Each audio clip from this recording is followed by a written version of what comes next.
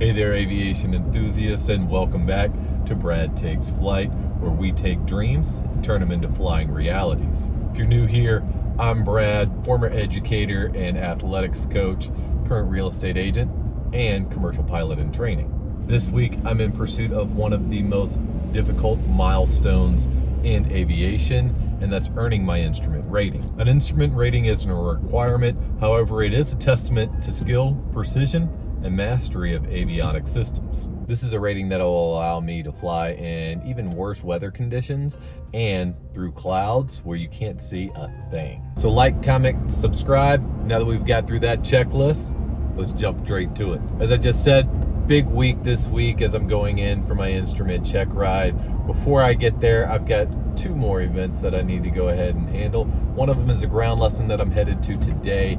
This one's going to be specifically over weather and different weather phenomenon and what my new weather restrictions are and things to consider whenever choosing altitudes, as well as choosing alternates, which is a big deal when you're looking at trying to land at an airport. If you can't land at that particular airport because of adverse weather conditions, then going to another airport, landing there, waiting out the weather, things to consider. There's just a lot of new considerations that you need to think of as when you're a private pilot and you're just flying without these same type of weather conditions.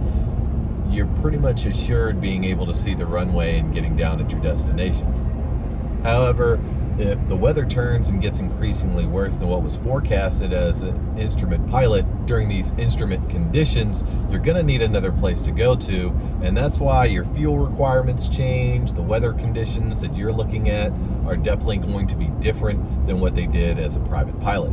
After I get through my ground today, later this week, I've got a mock check ride tomorrow. Once I get done with my mock check ride, then it's on to the real thing. I haven't gotten that one scheduled yet and probably won't get it scheduled until I actually have my mock check ride done or my evaluation done. At that point, probably will be a day or two. I'll be hanging out, doing a lot more of just my groundwork and reviewing notes and things like that. However, I do feel like I get really prepared through these mocks. They try to do what all good instructors do, and that's just make the preparation more difficult than the actual event itself. So let's go ahead, get straight to Blue Line.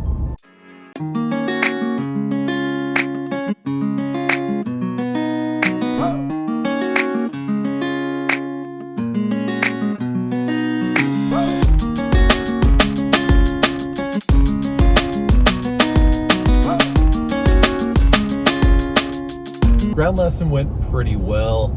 I do have to say, I get a little bit frustrated, I think, in my knowledge level at times, and I'm not really sure if I'm really where I need to be or not sometimes when you're going through these grounds. What I am figuring out, though, is that I'm not being prepared for the stage that I'm at.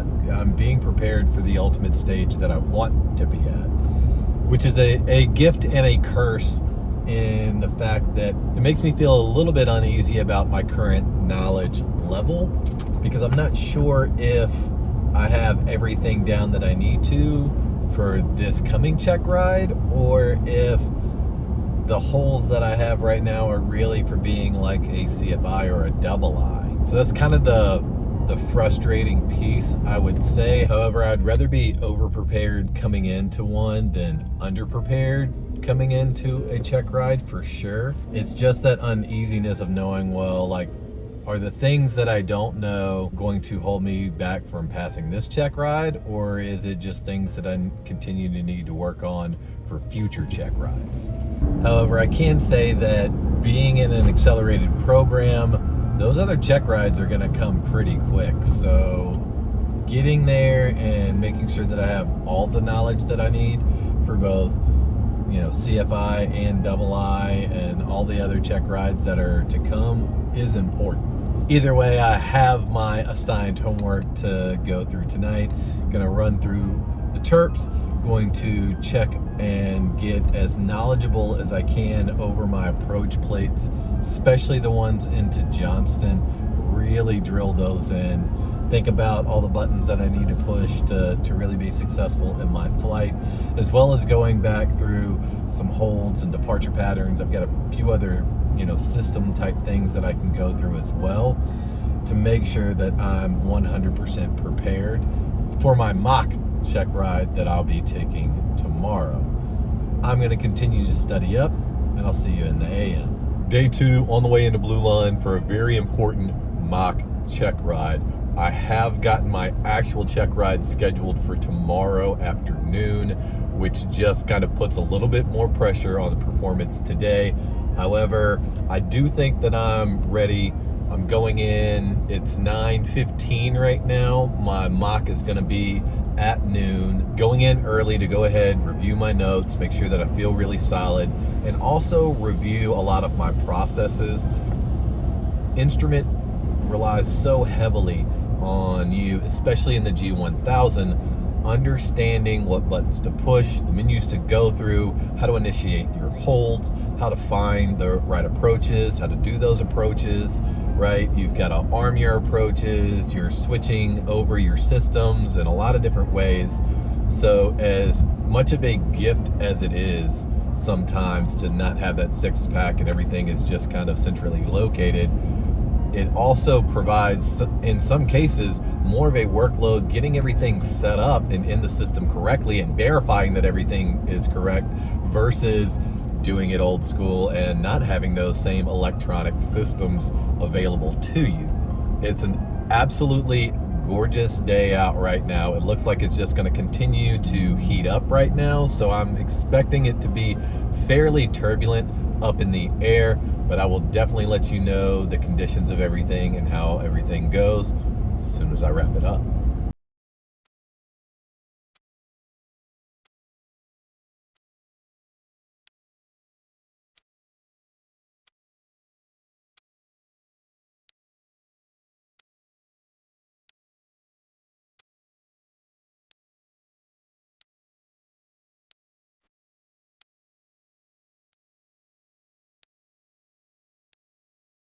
Just wrapped up my mock exam and everything went pretty good except for 2 approaches there. Really want to go back and redo those again before I do my actual exam. Ground went really well. I was actually more solid than what I thought I would be on the ground piece. Very fortunate that I've got some really good students that go to school with me. It's so much easier to study and collaborate, kind of pushing each other to get better. So it's always nice to have other fellow students to kind of help quiz you and do all those things. So my ground session was pretty solid. Got up for the flight and everything was going pretty well, was navigating, doing my holds. Came in, I did my first approach, flew a missed approach. Everything was still going pretty well, loaded up the next one, started my descent, and my second approach had a circle to land on the end of it. So as you're doing those approaches, whether you're stepping down or you're on a constant glide slope or glide path, you'll hit your MDA for your circles. So you've got to hold that altitude as you get ready to enter the pattern and come in and land opposite of where you're actually coming in at. So as I got down to that altitude, I just started doing things that I don't normally do. I started trying to turn the heading bug and get the flight director to take me off and break off on the 45, and was just fumbling around with stuff instead of flying the plane. And I got down probably 100 feet below my minimum before I started gaining my altitude back again. And then came around, and I was a little long on my base turn, turning to final, which is an easy correctable kind of thing.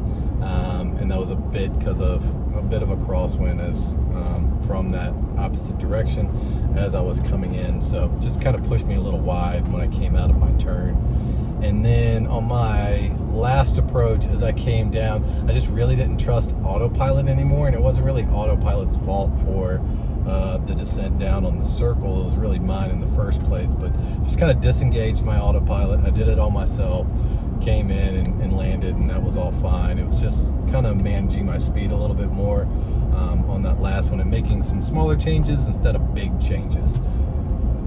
I do have my check ride still scheduled for 3 o'clock, but I'm gonna try and go back up. Hopefully there's somebody that can go up with me in the morning and I can do those 2 approaches again, make sure that I can do those correctly before it's time for me to actually like do my check ride in the afternoon.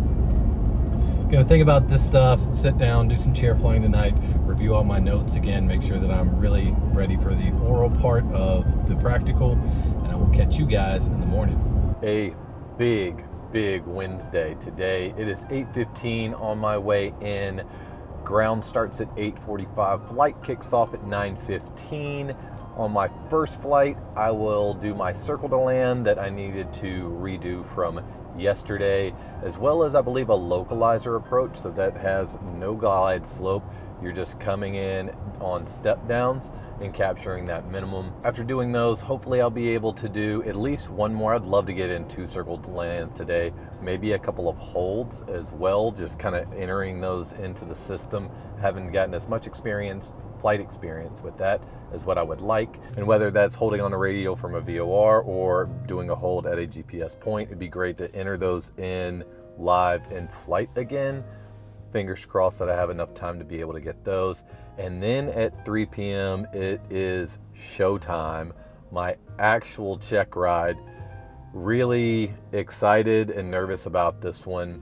I feel pretty solid with where my ground is. Hopefully be able to have plenty of time. I mean, I think I'll wrap up my flight probably around 11:30 or so. So from 11:30 to 3 o'clock, plenty of time, run through all my ground again, make sure that I'm really solid with that, have enough time, should have plenty of time to be able to sit down, do some chair flying, go through all my processes, make sure that I understand all of the different approaches that I'm gonna get for the day and be really successful. At the end of the day, fingers crossed, having an IFR application to be not only a private pilot, but instrument rated. Finished up my warm-up flight, wrap up of my mock. Was able to do 2 circle to lands and 1 just kind of straight in approach, loaded a hold. Did those key things that I know are kind of tricky. Felt really good about them. Hoping all that is building me up for a really successful check ride here in a couple of hours. Still have some flight planning to do for our cross-country discussion, so I'm going to hit that up and I'll let you know how the check goes once I wrap it up.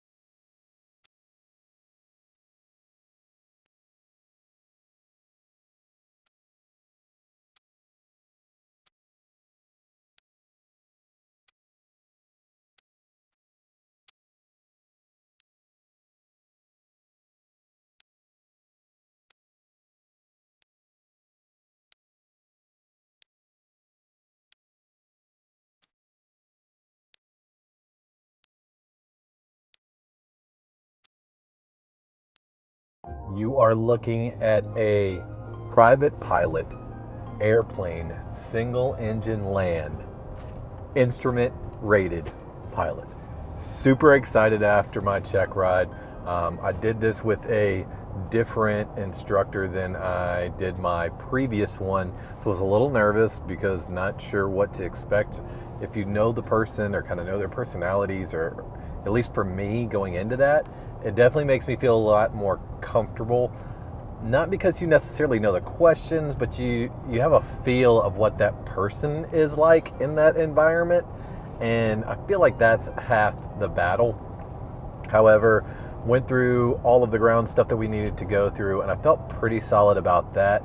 I made a couple of hiccups, but they weren't necessarily wrong either, right? So there is and isn't correct answers, and sometimes it's all about your personal mins and just how you're handling those. We did 3 different approaches.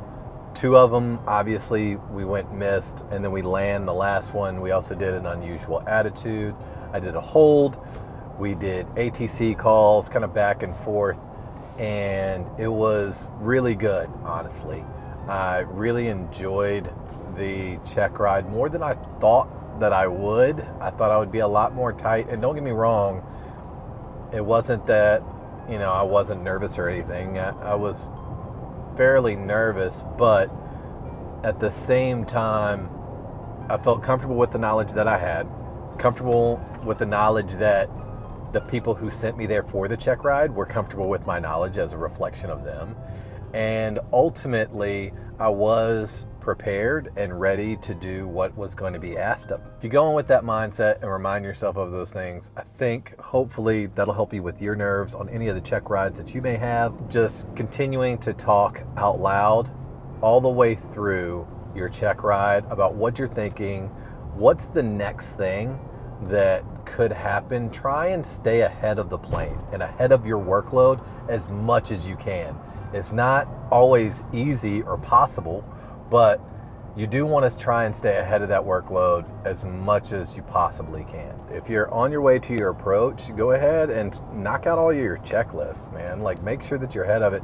And if you get to that point where you pause and you're like, okay, I've done everything, well, what's the next step? What are you going to have to do in the next 2 to 3 minutes? And go ahead and start preparing yourself for those next steps, and it's really going to help you mentally be ready when those things come, because a lot of mistakes that come, whether it's a check ride or in real life, is because pilots get task saturated. So there's just too much going on in the time that they have to do those things. So the more you're staying active and engaged and trying to get ahead of the plane, you'll never end up behind it, chasing it, and end up in a bad situation, whether it's a failed check ride or you've got to now get a phone call to ATC after your landing because you're busting minimums, or whatever other situation that could negatively happen. Just stay out of those situations by staying ahead of the plane. Currently, right now, I do not know when my next flight is going to be. It's scheduled for July, and obviously I'm not waiting a whole month. So I am going to pack up some things. I'm going to go home tonight. It's pretty late, but I still want to be able to spend some time with the fam. I may have a flight on Friday. I may not. Today is Wednesday. So they said, go ahead, plan not to fly tomorrow, but may have a flight on Friday. So we'll see if that works out and whether I'll get some flying starting up this week or if this was a wrap. And if this was a wrap, man, what a great note to end it on. I'll catch up with you guys for the next flight or weekly wrap up. So that's it. It's a wrap on this week. Wanted to give you a quick recap. Obviously, the biggest piece of all of this is getting that instrument rating added on to my license. It's such a huge deal. Doing that as a first time pass in, 3 weeks is just phenomenal for me as far as the timeline and continuing to push forward and getting to the place where I want to be for my next check ride. Hope you guys enjoyed the quick recap of that flight. So the total for this week, I'm at 82.8 hours and 36.7 instrument hours. That's both simulated and actual. Really moving along well right now. Really excited to start getting into my commercial where we're going to be starting to really rack up some hours, especially those for cross country. And if you've enjoyed this video, hit that like button. Don't forget to subscribe. Leave me a comment down below with any questions that you have. Keep the grass off your wingtips, aviators.